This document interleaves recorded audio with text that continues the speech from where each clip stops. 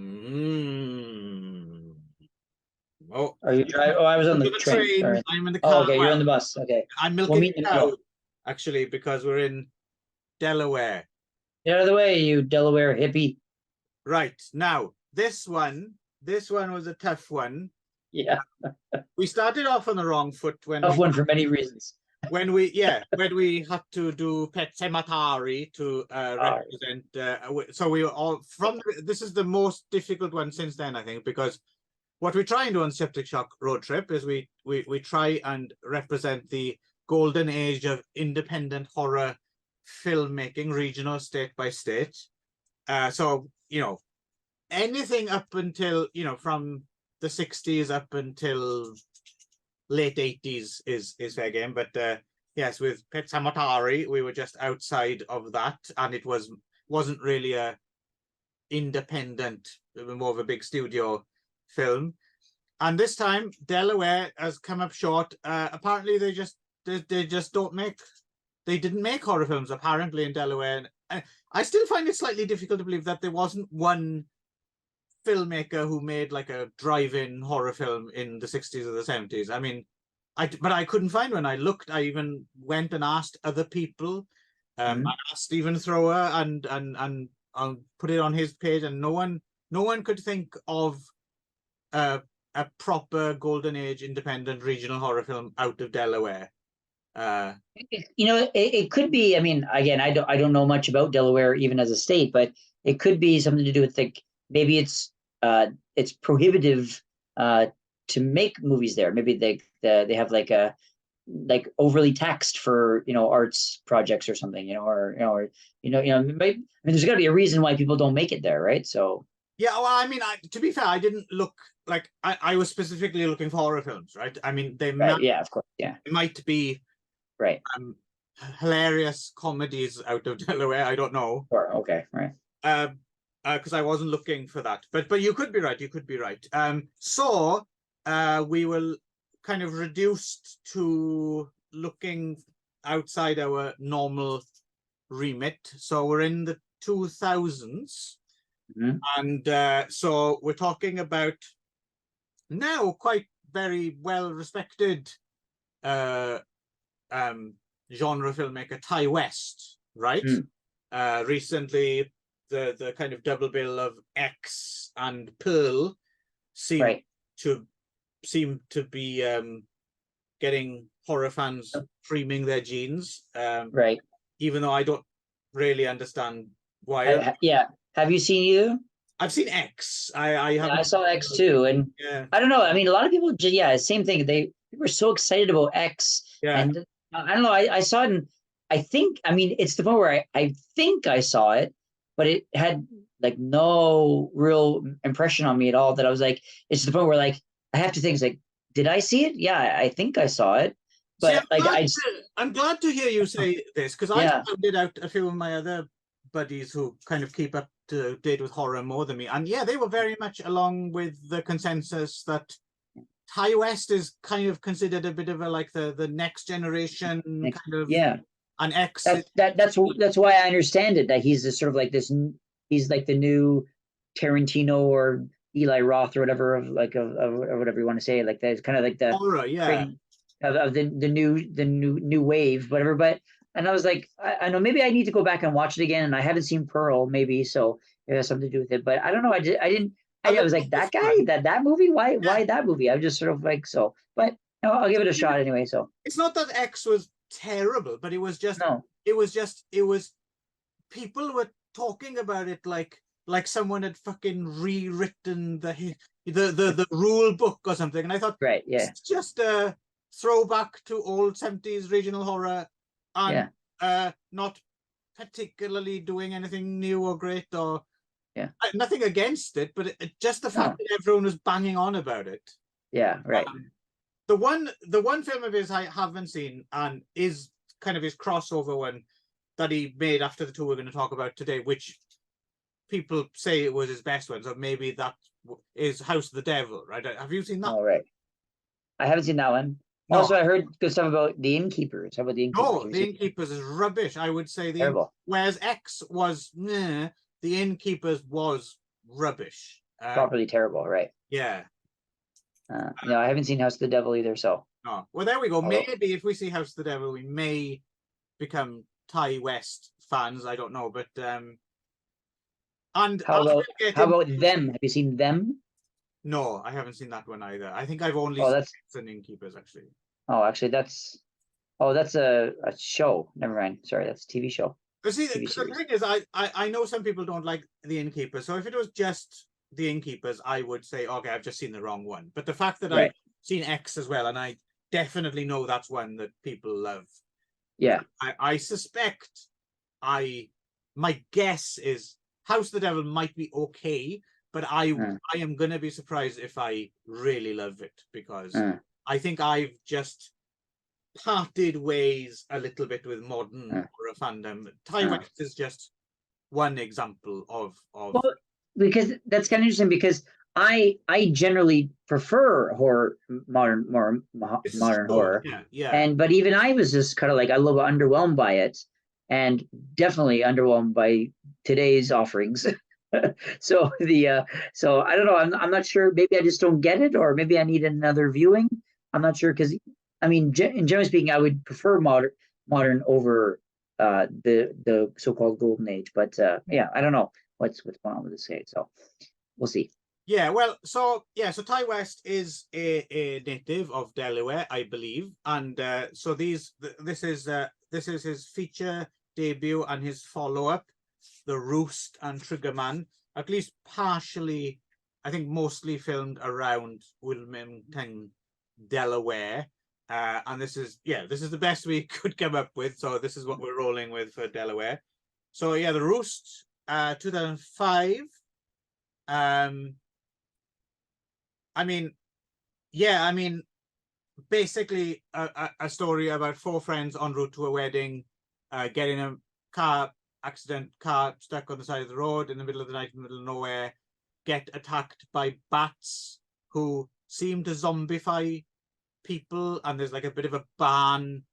Apparently the barn is the same barn that was in Alfred Hitchcock's Marnie back in 1964. Okay. And I suppose you could say, you could stretch it and say the Hitchcock thing, the birds, the bats, I guess, maybe, I don't know. But that's what I thought. Like when I was watching, I was like, I feel like this is sort of like a homage to or takeoff of the birds. Yeah, I guess maybe it doesn't fall under the purview, but if Marnie was filmed here, couldn't we have just done Marnie? Yeah, it's an odd one.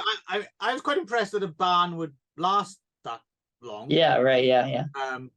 But anyway, so yeah, so that's it, really. I mean, it's not explained, and it's not like not explained in a cool, like, we're gonna keep it enigmatic. It's more just in a lazy, we didn't write a proper. Yeah, I didn't bother. Yeah, it's just like these are, monster bats at the end, right? But it's. But somehow, they lucked out and got Tom Noonan. Yeah, who I'm a big fan of. Yeah, me too. Yeah, I was like, oh, Tom Noonan's in this. This should be good. Then I was like, oh wait, yes. He just sort of bookended. He obviously got called in for the day. Yeah, to do his bookend pieces. He does this horror host framing device, which again, I mean, that sounds fun in principle. Tom Noonan playing a TV horror host. Right, yeah, that sounds good. But this is I'm betting you're on the same page with me here. Yeah. Also slightly anal as I am. I get a real bug up my ass about pastiches that don't follow the thing they're pastiching properly. Right? Like if you're doing a TV horror host, right? This opening thing, hello Fred, it's 5 minutes. No. They don't drag it out. Like TV horror host intro doesn't last 5 minutes. It lasts 30 seconds to a minute. Yeah, right. Let's get to the fucking movie, right? Yeah. It reminds me, there's that Monty Python, that documentary they did. I think it's on Netflix. It's like a 6-part overview of the history of Monty Python. It's quite good if you've not seen it.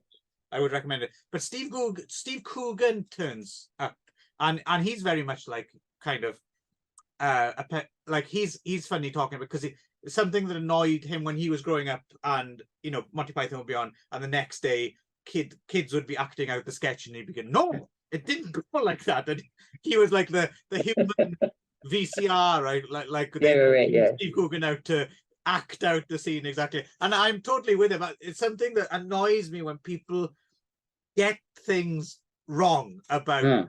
And this is a perfect example. But I mean, there's a difference between getting things wrong on purpose and on getting things wrong just accidentally, which is, I think. Yeah. But I think to Ty West's credit in this case, I think he's just sort of like realized that he had a great get of Tom Noonan. He didn't want to just waste it on a 30-second spot, so he's got to like stretch it out so that he can use Tom Noonan to his best effect, right?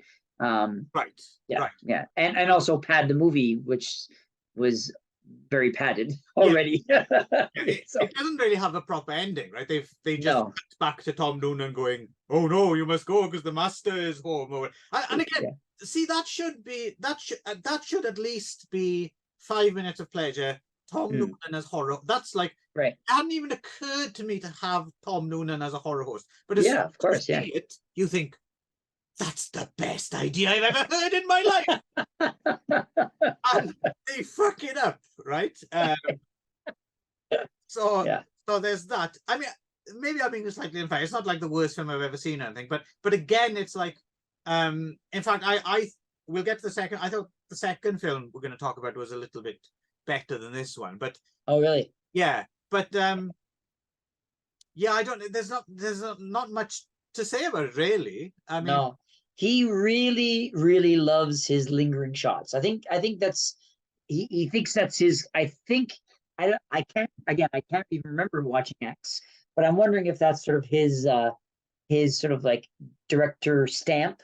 Are these like really, really long lingering shots? Like you don't really see that a lot in modern cinema, where he like just puts the camera on something and then leaves it there for a really, really long time. Whereas a lot of modern horror especially has a lot of like fast cutting, right? I guess what his sort of stamp is, which he's going for, which I can appreciate on some level, which is that he goes the other direction, where he like will just leave the camera on like an empty doorway for like a minute and nothing is happening, and I guess the idea is to sort of build suspense. Yes, and that's something that should appeal to me, because I don't like the modern quiet bang. Yeah, exactly. Thing, right. But he still does that too. He still does the quiet bang, where he does the what. This is the thing that really gets the bug up my ass, which is he cheats with the soundtrack, right? Which is that it's not even just like a jump scare, but he uses the violin where it goes beep, beep, beep, beep, and they mix like the music really, really loud, and that is part of the jump scare, right? That's cheating, right? So it's I don't know. I mean, I can appreciate that he wants to have his sort of his style. Definitely there is a specific style to it, but I don't think it has the effect that he thinks it does. It doesn't build tension, whereas it should. It should be like, oh my God, is something gonna happen? Something gonna happen. You should be on the edge of the seat, like wondering. But it's just boring. It's just really, really boring. Yeah, and it's I didn't find it that boring, because it's quite a short film. It's like 80 minutes or whatever. Both 80 minutes, but it didn't add up to. But even 80 minutes felt like a slog. And I would say, I mean, I have to disagree with you about the other film. The next film we're talking about was even more of a chore than this one, right? Like it was just like it was like a 10-minute film stretched out to 80 minutes, right? Yeah, I'll get to why I think, because the other thing as well is, so on board with both these films, he's in them, and as an executive producer is Larry Fessenden, who I don't know if you're familiar with, but it's like his mentor, but I don't really know him that much. Yeah, and Larry Fessenden's an interesting character. He's made some pretty interesting movies himself, and seems to be positioned in that kind of mentor status. And also Larry Fessenden, I think of as someone with good taste. Then let's put it that way. Like he would take under someone. So I get the feeling that Ty West is probably very much a student of the history of exploitation film, and probably talks a really good game. And I would imagine if you sat down and had a drink with him, you Mhm. could probably have a really fascinating discussion, and he might be a really good guy, and he knows of what he, I get, especially the next time. I think he gets he has history of like he's ambitious. I think he is you wouldn't get necessarily get that from the Roost, but I feel he is ambitious and he has promise, but apart from maybe House of the Devil aside, because we don't know, he has, for me at least, he has yet to seize on that promise. But he still might. He still might. I'm not writing him off. So shall we move on to Trigger Man then? Sure. This is the next one from 2006. Again, Larry Fessenden as executive producer and turns up in it as well at the end. He's the man with the terror. Larry Fessenden, for all the good things he's done, always has a terrible haircut. Even in his IMDb page, he's got this like hair like this. So this one, inspired by true events, to which the answer is no, they're not. Oh, it wasn't. I apparently it's possible. yeah. Apparently, this is supposed to be set in. I think it's supposed to be upstate New York, isn't it? It's I mean, when they're getting ready for the trip at the beginning, it really looks like New York, like Soho or something. But it's again mostly shot around Wilmington, Delaware, I think. So yeah, three buddies go out into the woods to do a spot of hunting, and they come across. Actually, maybe that part was in New York. It looks like. I think that was shot. Maybe that was New York. Yeah, that's why it looked like it was New York. Yeah.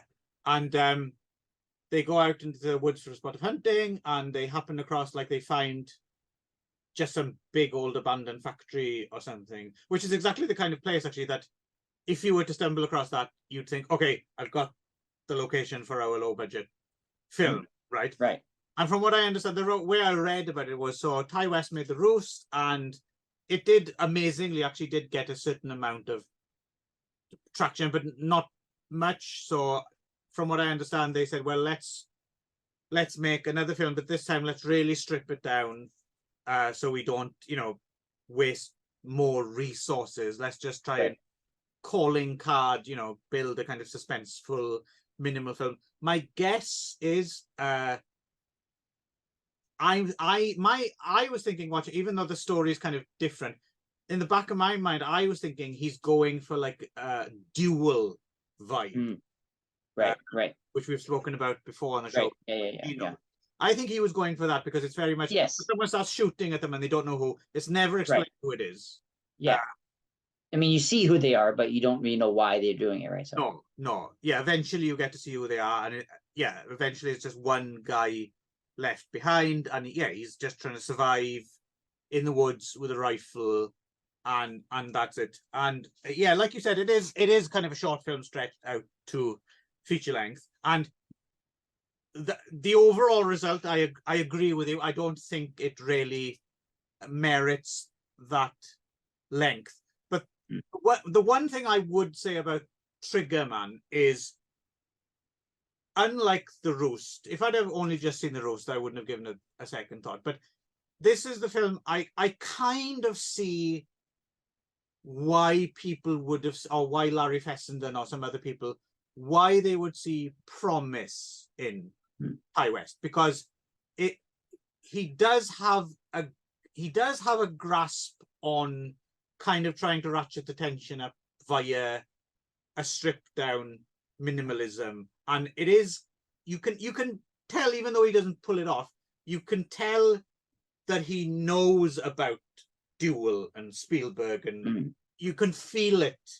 And he's more ambitious than, like, when you watch a lot of shot in the woods, horror, more of a thriller really in this case, films, there's something a little bit shoddily put together. This is actually quite well put together in terms of the editing, which he did as well, and the cinematography, and the use of music, and the actors are actually acting, they're not just fucking about in front of the camera. So you can sense a filmmaker like actually taking it seriously, right? Right. Yeah. So I mean, I wouldn't say in any case that this guy doesn't take himself seriously. No. Yeah, but I think probably again, I don't know Ty West, of course. I've never seen any interviews with him, and but I get the feeling that he takes himself quite seriously. Yeah.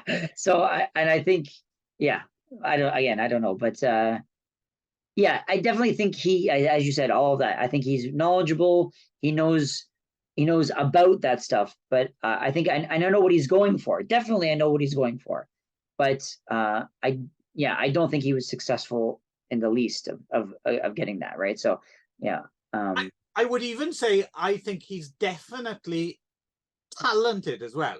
I think he is. Yeah, I can see potential, but I really think he needs someone to help him more. I think so. Yeah. A better screenwriter for us. Like, yes. You can imagine if someone wrote a really good script and gave it to him. Yeah. And also, I get the feeling a little bit like, and this is why I'm not like having a go at, like, because I appreciate someone who's like you said, to a certain extent, he has this kind of love of a certain older style of filmmaking, more classical in a way, but at the same time he's aware of trying to be commercial, and I appreciate seeing someone wrestle with that in front of your eyes, like trying to make a film palatable for a modern audience, but also this. So I'm that's all film go through that kind of. But I think I would like to see, number one, someone else write a script for him, and then also for him to be like, choose a side, like right, like do your more kind of slightly arty, proper, kind of creepy, cerebral horror film, or pull out all the stops and do your Evil Dead, right? Right. Yes. Sure. And I would imagine he would make a rather good film. And who knows? Right. Maybe that's what helps. Maybe he has. Yeah, right, yeah. We just haven't seen it. Or Pearl. Again, I don't know. I haven't seen Pearl either. Yeah. So. Pearl sounds quite ambitious. From again, the word comes up, ambitious. It sounds quite different from X as well. Right. I don't know anything about it. So it's more of a like from what I gather, it's kind of like, more than anything else, it's kind of a homage to like Wizard of Oz. Oh, really? Okay. Yeah. Which kind of interesting. Yeah. Fair enough. Right. Yeah. So these two, I mean. But yeah, I mean, to his credit, he definitely has a style, and he knows his style. He knows what he's doing. He definitely has a goal. He has a vision. So I think all that, like, good on him. I mean, just like you do the Sam Raimi kind of book of filmmaking, of independent filmmaking. I'm sure. I mean, I don't begrudge him, him doing his thing, knowing who he is, and doing his thing in his way, with his own cameras, right? So like, good for him. And he does it all, like, definitely. And even in this one, he's like, he does the cinematography, he does the editing, he's the director, he's the writer, he does everything.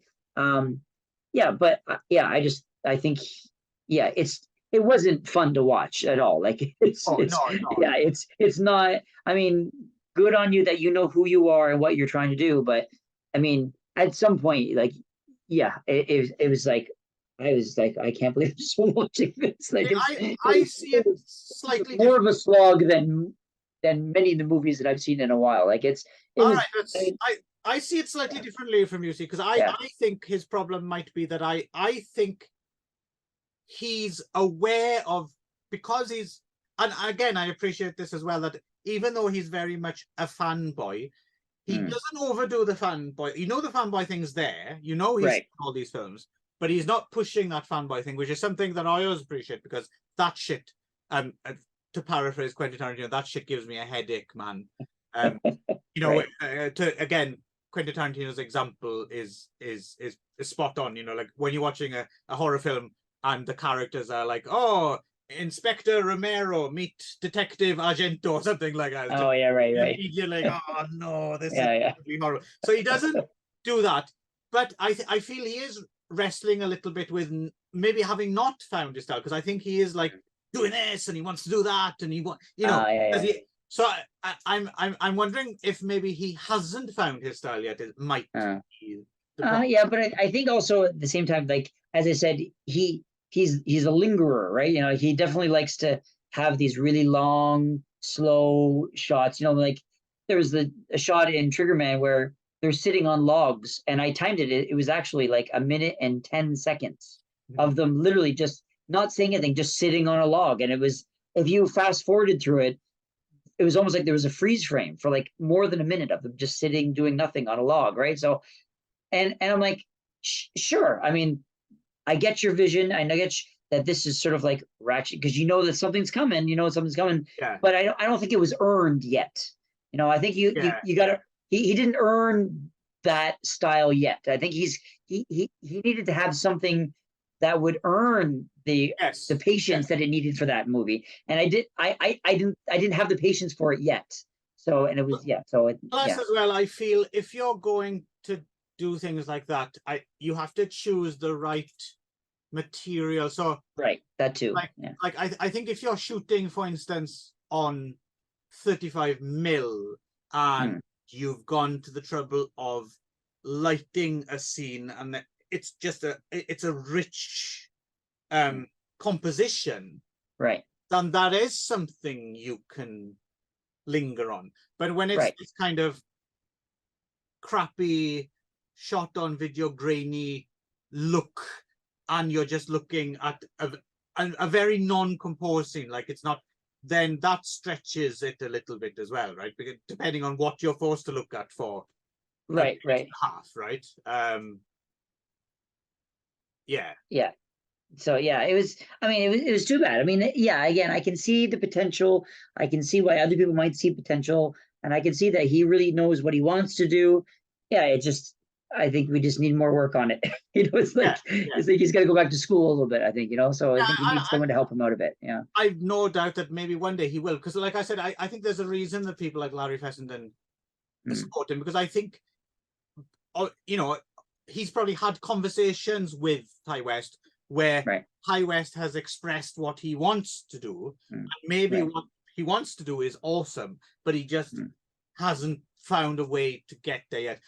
Mind you, the caveat to that is that's just us two talking, and a whole shitload of other people out there seem to think he's already there. He's the shit, he's already, like, you hear people talking of him like he's the new John Carpenter or something like that. Right, yeah.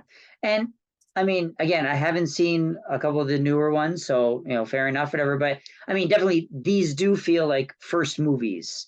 They're definitely, so I mean, I don't get even those people talking about these movies specifically, right? They're talking about the newer ones, right? So to their credit, even if he is on his way there, it wasn't from these two, right? These are not what people go back to, right? So no, and I would say next port of call for me, House of the Devil, and I think I will take a look at Pearl as well, because if nothing else, what's her face? I always enjoy watching her. What's her name? Sure. I don't even know who's in it. She's in Brandon Cronenberg's new film, a recent film. What's her name? She's like the big new screen. Mia Goth. There we go. Goth, she's kind of an engaging screen presence. Right. Yeah. Right. So there we go.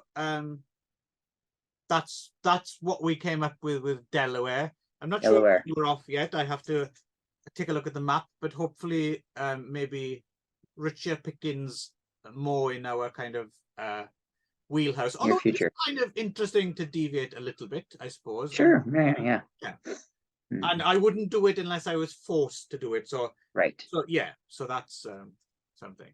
Right. Yeah. Great. Bye, Delaware. Onward and upward. It's been. See you later, Delaware hippies. It's been different.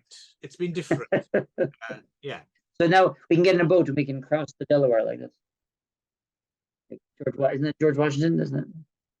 Crosses the Delaware. I don't know. Your American history, you're more up to date on that than I have, because you were forced to for that. Forced to, yeah. But I know that's the famous picture of him like on the boat going like this, and they cross the Delaware to fight the war. Yeah. Yeah, no, anyway. I Whatever. take your word. All right. Shockingly, I don't know. I'm ashamed I don't know what you're talking about. So, Right. Okay. All right. all right. Cheerio then. Yeah.